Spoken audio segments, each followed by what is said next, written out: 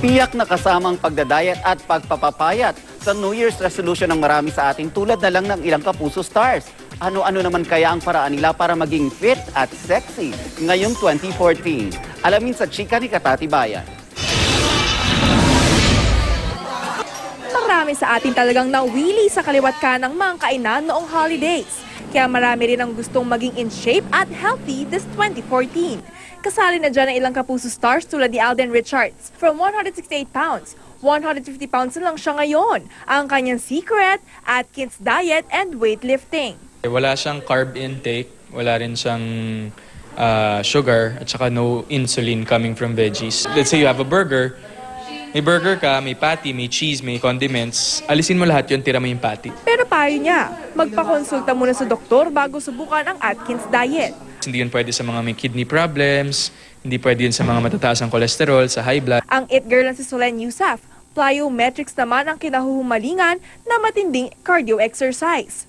Proud naman si Rafael Rosel na nakapagbawas ng 30 pounds sa timbang. Overall change of lifestyle ang secret niya.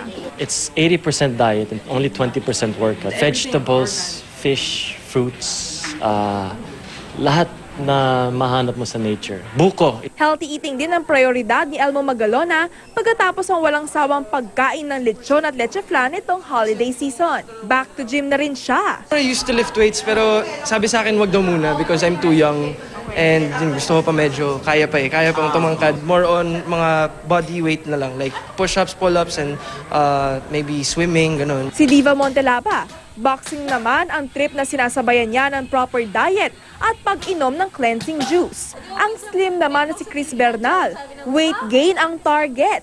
95 pounds siya ngayon, pero 105 pounds ang kanyang ideal weight. Kaya payo ng kanyang fitness coach, less cardio and jogging, and more weightlifting.